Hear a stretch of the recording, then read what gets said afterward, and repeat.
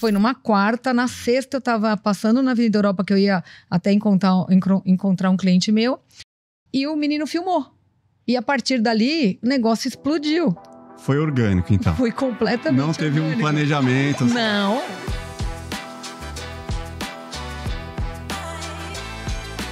Lá. É isso aí, né? Já tinha meio de véia logo de cara? Mas eu brinco, né? Quando o menino... Eu passei, né? Você sabe a história, né? O Passei Dub, na Avenida Europa. Ele falou, é uma velha dirigindo uma Porsche. E eu brinco e eu falo assim, meus filhos me chamam de velha, né? Então eu tô super acostumada. Mas é super Pra incomum, mim, né? Também, o cara, pô, uma Porsche. Que animal, né? Isso, de uma certa forma, possivelmente abriu várias portas, bro. E a história é muito interessante, porque a verdade é que eu nunca estaria na internet, e não por nada, porque a gente tá falando de uma história de pelo menos uns 7, 8 anos atrás. Uhum. E eu inventei o Eita, né? Que o Eita, Sim. ele na época, ele era um aplicativo, e hoje ele é um contato de WhatsApp.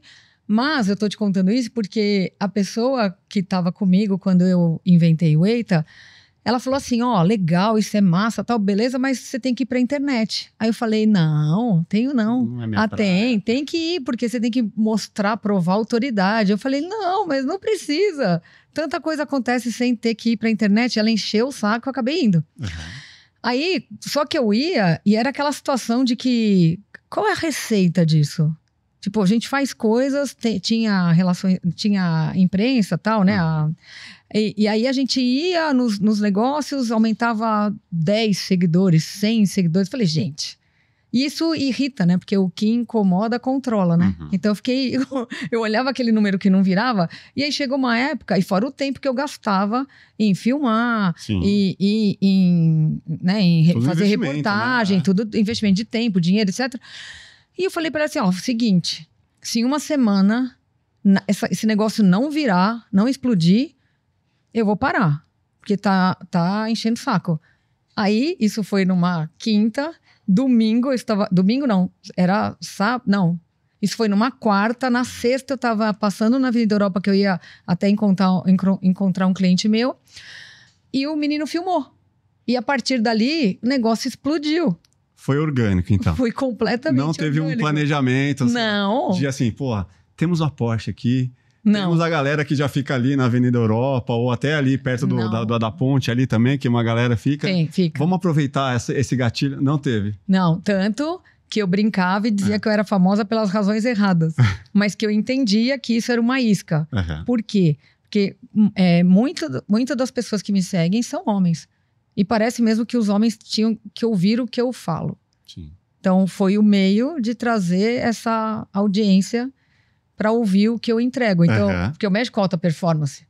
Não é só em carro. Fez o quê? E quais as portas que você já percebeu que só uma Porsche abre, que elas não se abrem de outra forma? Influência de grupo, né? O grupo te abre acesso, porque ela acaba sendo o meio para você estar neste grupo, que é um grupo mais seleto, que é um grupo que te abre oportunidades de negócio, que é impressionante, assim. Que acontece em qualquer grupo, mas vai tirando a barreira de entrada. Então, a hora que você tá num lugar desse, você tá conversando com pessoas que gostam da mesma coisa que você. Então, a paixão por algo, ela realmente pula etapas. Então, por exemplo, se eu quiser atender um presidente de uma empresa, ele tá lá. Não que eu quisesse atender, não fui por essa razão. Sim. Mas ali acabava que abria essa oportunidade da pessoa me conhecer e lembrar de mim e me acessar pelo grupo do carro, pegar meu telefone e entrar em contato comigo. O que não adiantaria de nada também se você não tivesse bagagem, conhecimento, uma baita história. Ah, com certeza, né? Porque a minha própria história foi contada no grupo, né? Alguém falou, você não sabe o que aconteceu com o marido dela.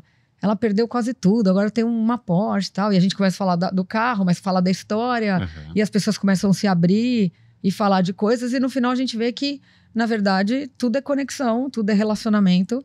Mas não é sempre que as portas de alguns lugares se abrem. E não foi, de novo, com essa intenção. Mas esse foi o ganho secundário. Que o primário é a história, só não sei se, né, se eu posso falar. Vamos ambientar, acho que vale. Então, a história é assim. Em 2014, meu marido estoura uma artéria cerebral. Sim.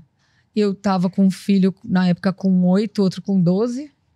E a gente sempre foi muito conservador no crescimento. Conservador, que eu digo, até porque minha família meio que ensinou assim, vai fazendo as coisas e vai pondo o cimento, vê se tá firme para dar o próximo passo. E a gente, é a famosa frase, né? A gente não dava o passo maior que a perna. Sim. Até que estourou a cabeça dele. E foi bem na hora que eu tava morando em Santo André e eu mudei de volta para São Paulo. Só que na hora que eu mudei de volta para São Paulo, aconteceu o que aconteceu com ele. Eu não tinha trabalho aqui. E eu tava com os meus filhos adaptando a um novo, né, a escola, etc.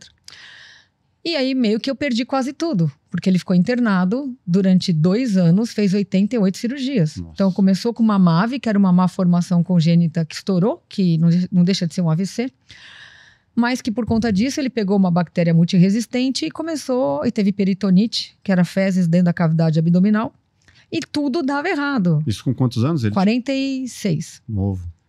Tudo dava errado. E o médico falou assim, nossa, isso aí era para ter estourado até os 40. Então ele já tá fora da curva.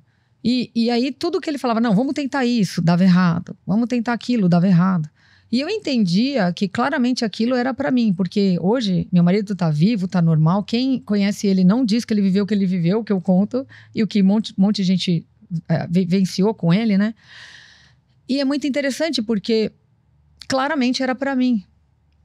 Hoje eu entendo, na época eu também entendi, demorei um pouco para entender, porque eu passei pela curva da mudança. O que é a curva da mudança? Você tá na sua vida, de repente acontece uma coisa que não foi programado, isso vai te levar a uma reprogramação, seu cérebro vai tentar se adaptar àquela nova configuração, mas ele passa por uma curva, que é a curva da mudança, que é uma nova adaptação, uma autorregulação. Então é a tal da negação. Então primeiro você fala, meu, não é possível, não acredito. O ciclo da dor.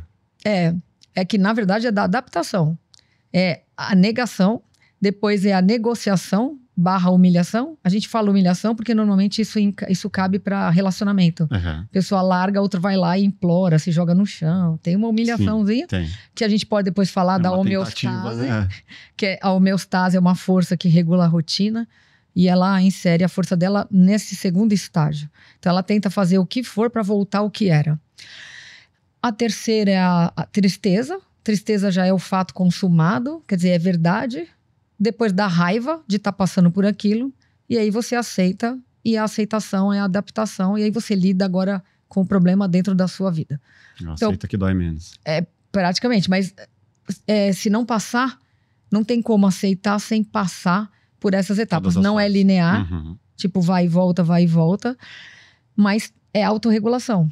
E adaptação, porque você precisa se acomodar naquela nova configuração. Sim. Então você precisa ir... Isso leva um tempo. Leva um tempo. E por que é importante saber? Porque saber disso faz você entender o processo e fazer passar rápido. Esse é o ganho da informação. Tem gente que para nas fases. Exemplo, é sempre esse exemplo que eu dou porque é muito chocante. A sogra de uma cliente, ela perdeu o marido faz, acho que 7 anos. E ainda tudo tá como estava no dia que ele morreu. Ele chegou em casa, deixou o casaco tá lá até hoje na cadeira. Tudo. Então ela tá parada na negação. Então a gente pode parar nesses lugares. Esse é o problema. Porque como ele é para adaptar, conforme o que você vai sentindo, você pode fixar. Então o fato dela deixar tudo ali do jeito que estava, dá para entender que ela está parada na negação.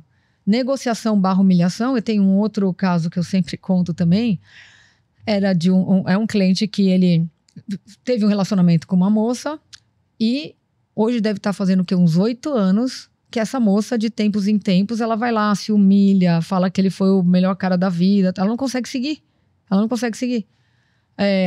A tristeza vira doença, né?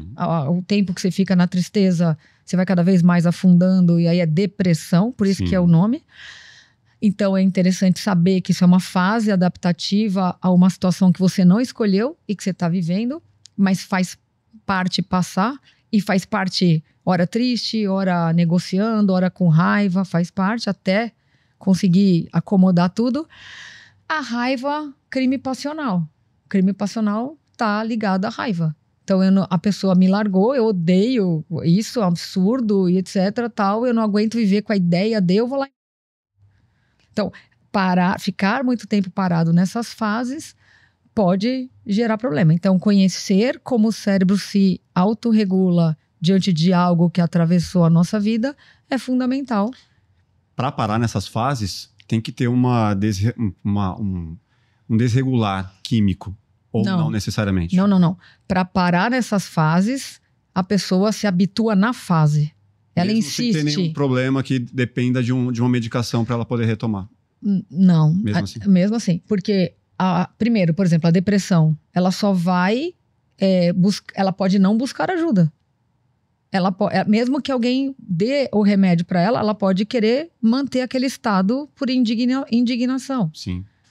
Ela pode ficar, por exemplo... Autopena. Isso, entendeu?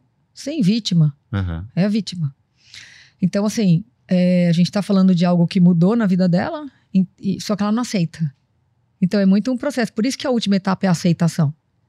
Porque o aceitar faz parte do fato em si e mostra que é assim que funciona. Então, eu sempre falo, a informação, ela liberta e salva. Uhum. Porque ela te dá capacidade de entendimento. E aí você define o que você quer fazer. Porque se você quiser ser vítima, beleza, é só entender que você que está escolhendo ser. Bom, se você gostou desse corte, com certeza vai gostar do episódio completo. Vá na descrição, pegue o link e saiba muito mais sobre psicologia, saúde mental e sobre carros. Recebemos Ana Cláudia Zani, a véia da Porsche. Uma história muito bacana e muito inspiradora. Se inscreva no nosso canal, deixe seu like e até o próximo Plugado Podcast. Valeu!